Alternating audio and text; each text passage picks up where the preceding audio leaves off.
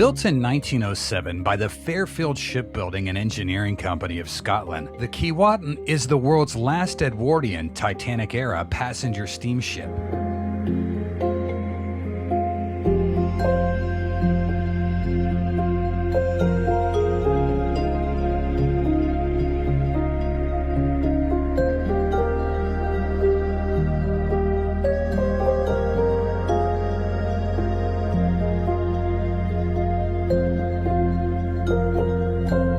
Measuring 336 feet long, she had a beam of slightly over 43 feet, with a draft of slightly more than 23 feet.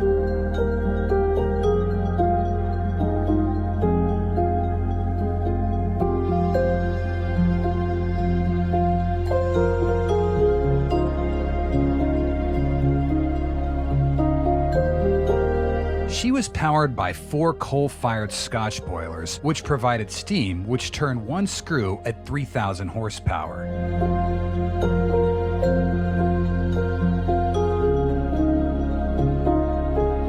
This enabled the Key to reach a maximum speed of 16 knots or 18 miles per hour.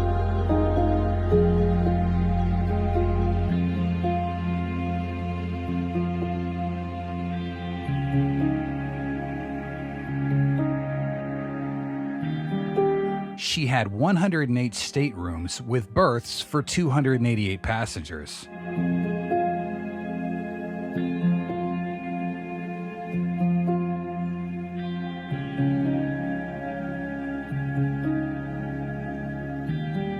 "86 crew and officers were on hand to pamper the guests.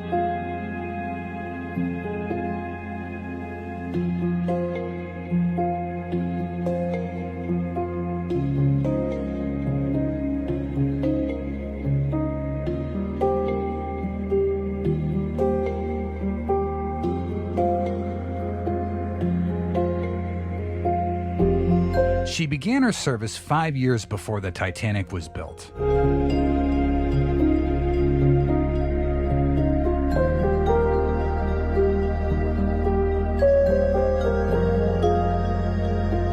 She was part of the Canadian Pacific Railroad Great Lakes steamship fleet.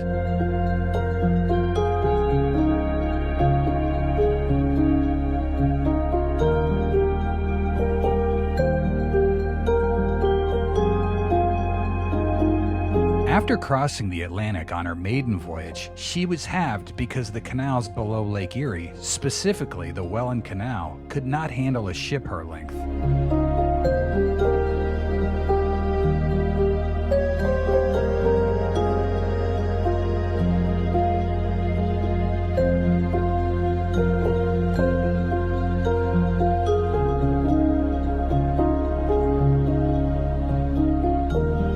The ship was reassembled at Buffalo, New York, where she resumed her voyage to Owen Sound, Ontario.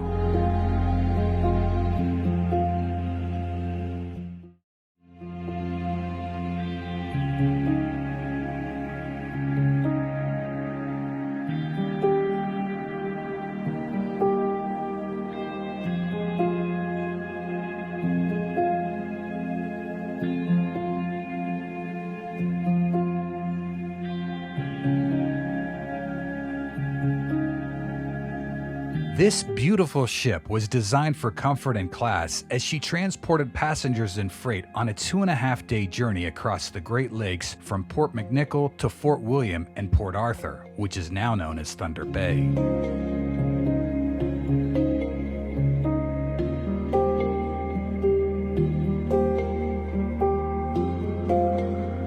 Aside from her passengers and freight, she would also carry up to 1,600 tons of grain per trip.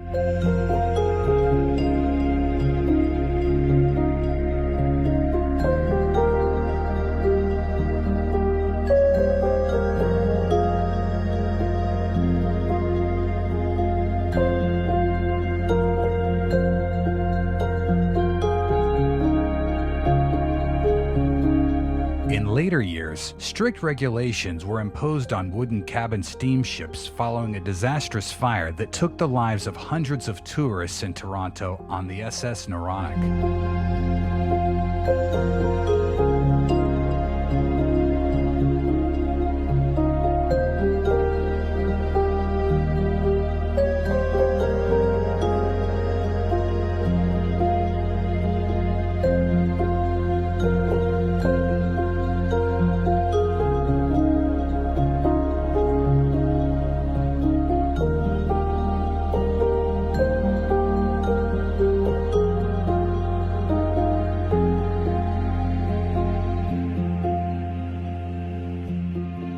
The stringent fire codes implemented for wooden passenger ships, combined with a post-war decline in passenger trade on the Great Lakes, all contributed to decreased revenues.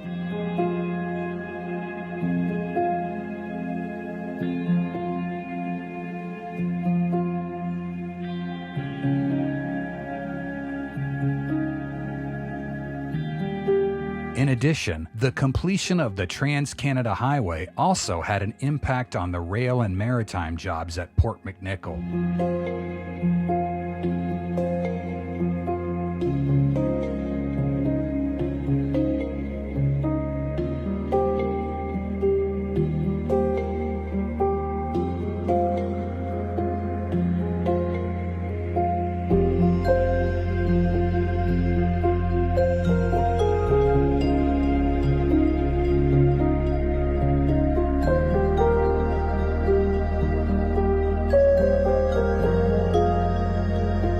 She was laid up permanently in November of 1965 at Port McNicoll.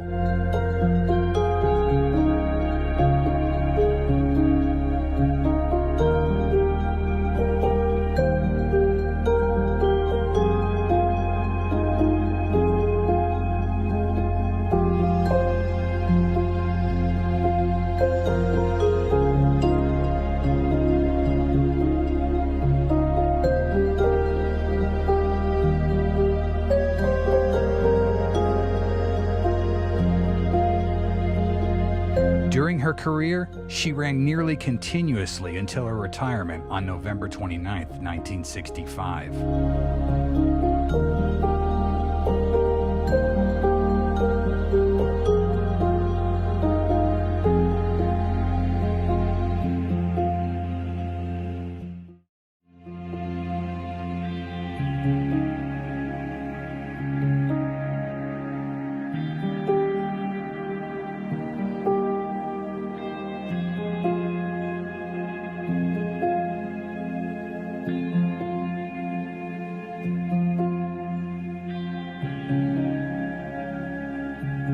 Initially, she was purchased for preservation, but in 1967, a Michigan entrepreneur bought the ship for $37,000, which was incidentally $2,000 more than its scrap value.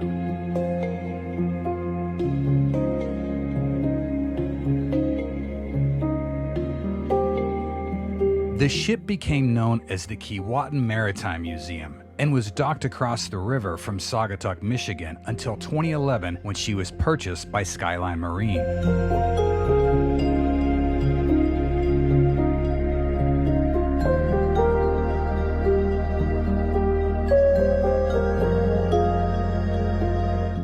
She was towed back to Canada and arrived at Port McNicoll on June 23, 2012.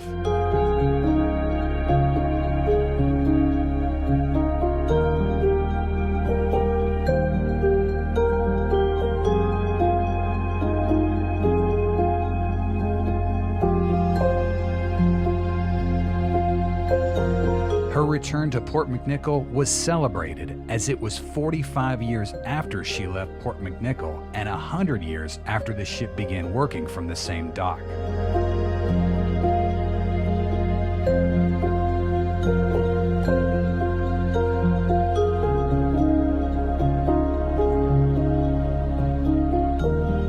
The return to Port McNicoll was part of a plan for a new community surrounding her, where she would once again fulfill her destiny as a floating museum.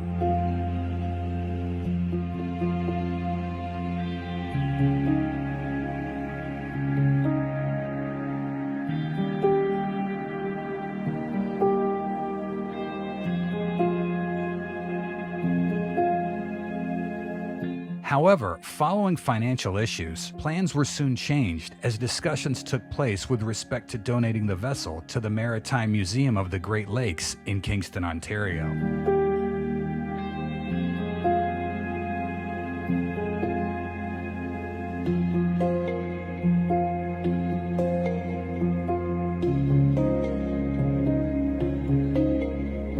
Despite the local community's efforts to retain the ship, she was eventually donated to the museum, where they are equipped with the expertise and facilities to properly restore and maintain this historic vessel and unique piece of Canadian history.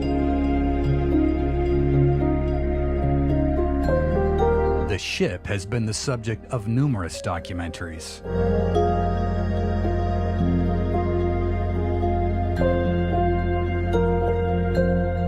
It also served as a floating movie set for numerous films.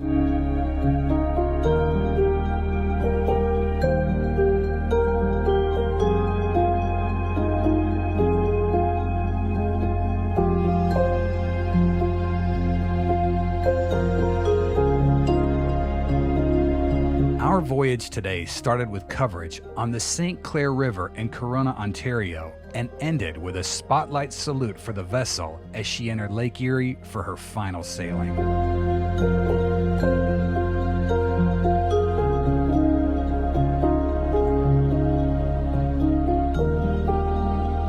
After her relocation to Kingston, she begins a new chapter in her life as one of the most unique vessels in the world today.